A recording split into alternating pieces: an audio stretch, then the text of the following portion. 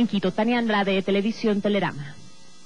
7 de la mañana, 18 minutos. Está en nuestros estudios, como lo habíamos anunciado, el abogado Jofre Campaña. Agradecerle por estar con nosotros. ¿Cuál es la lectura, doctor, que le da a lo ocurrido en el 30 de septiembre en nuestro país con las últimas elecciones? Buenos días. Buenos días, Javier. Muchas gracias. Bueno, yo creo que la lectura es la misma que permitió la entrada al poder del presidente de la República. Una aspiración absoluta de cambio, un desgaste absoluto de los partidos políticos, un sistema de elecciones desde el principio ideado para que el resultado se logre de esta forma. De esta manera que me parece que no hay ninguna sorpresa, era algo que se veía venir. De hecho, en algunos foros, varias personas habíamos comentado que Alianza País iba a arrasar en las elecciones, como en efecto ha ocurrido. Entonces, yo lo que creo es que ahora viene la etapa más importante. Ya creo que el discurso y el debate sobre la legalidad, sobre la constitucionalidad, etcétera, del proceso, es un discurso agotado. Lo que viene es, muy bien, ¿cuál es el planteamiento claro de reforma que se busca? Porque de una parte, cuando leemos esta mañana unas declaraciones de Alberto Acosta, por ejemplo... Que podría estar presidiendo la Asamblea Constituyente. Y creo que la va a presidir, y tendría además los méritos suficientes para hacerlo. Más votado, ¿no? Pero en esa declaración, por ejemplo, Alberto Acosta menciona el presidente debe ceñirse a la Constitución. Pero en la misma entrevista, Alberto Acosta señala que la Asamblea deberá designar una comisión para que empiece a preparar las leyes orgánicas. Leyes que entrarán en vigencia durante el mismo proceso de funcionamiento de la Asamblea, y al mismo tiempo el presidente de la República ratifica la disolución del Congreso.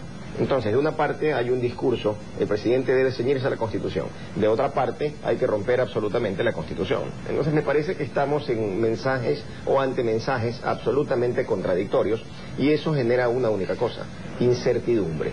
Y esa incertidumbre, sin lugar a dudas, paraliza la inversión, detiene cualquier emprendimiento en los próximos meses.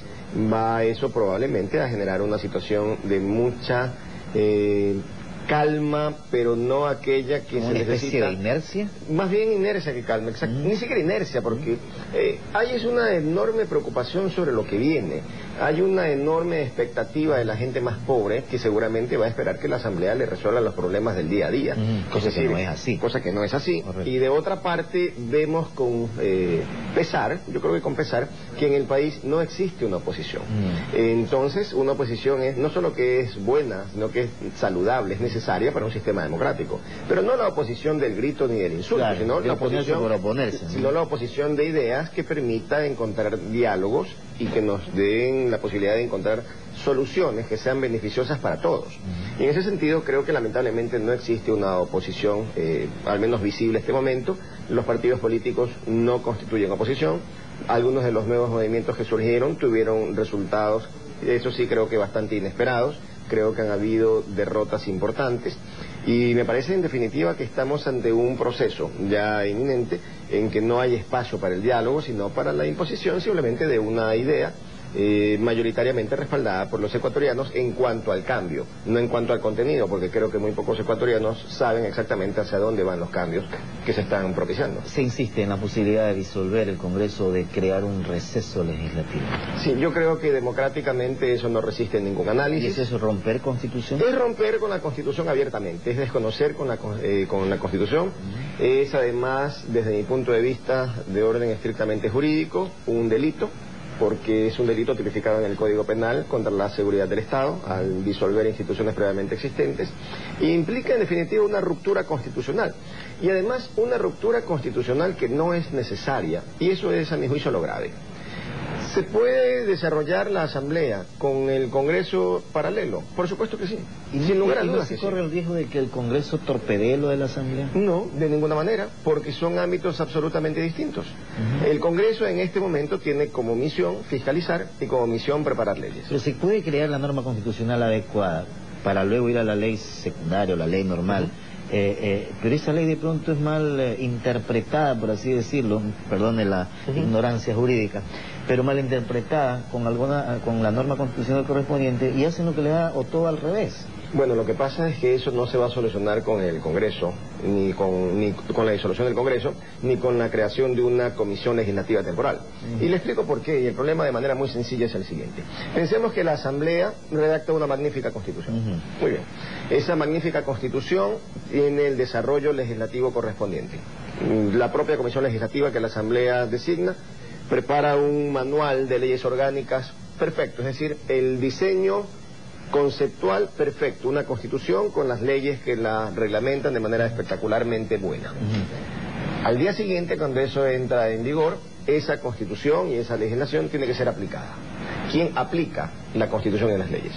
Desde los funcionarios públicos de la última dirección regional del último rincón del país, pasando por los ministros, pasando por dependencias públicas en general, pero al final esto termina en la función judicial.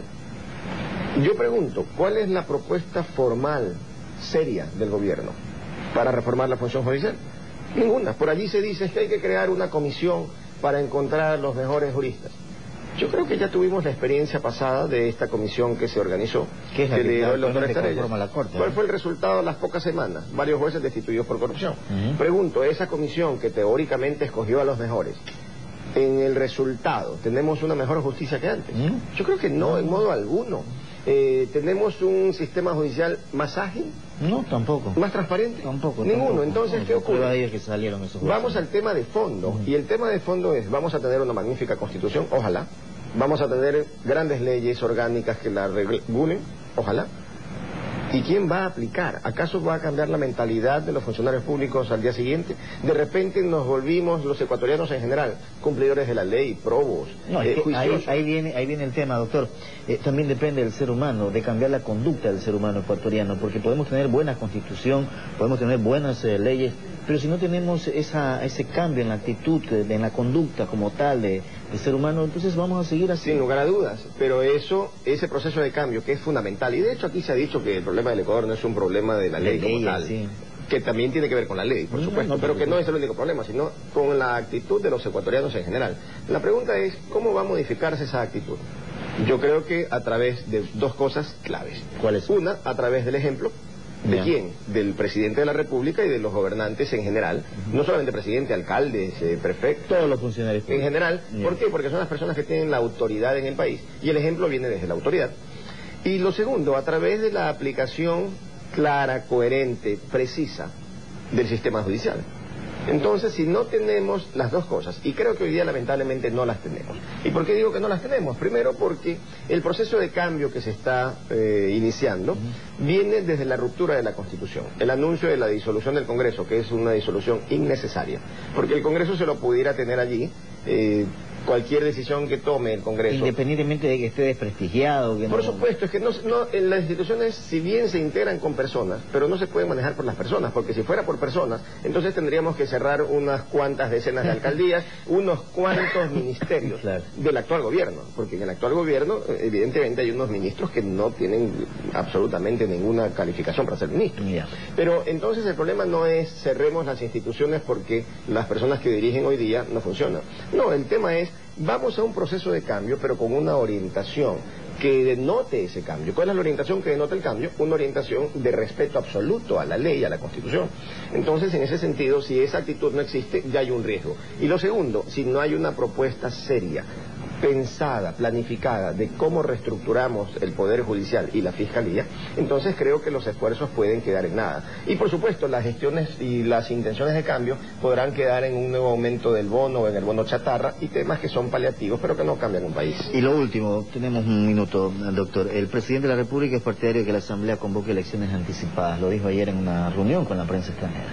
Bueno, yo creo que eso también es algo que no debe llamar la atención, es algo que se veía venir, es algo que ocurre exactamente en Venezuela, y de hecho el proceso ecuatoriano es un proceso copiado del proceso venezolano, de tal manera que no nos debe llamar la atención. Tanto así que la Asamblea venezolana se integró también con 130 asambleístas, la nuestra exactamente igual, y es un proceso, una metodología que se está cumpliendo al pie de la letra.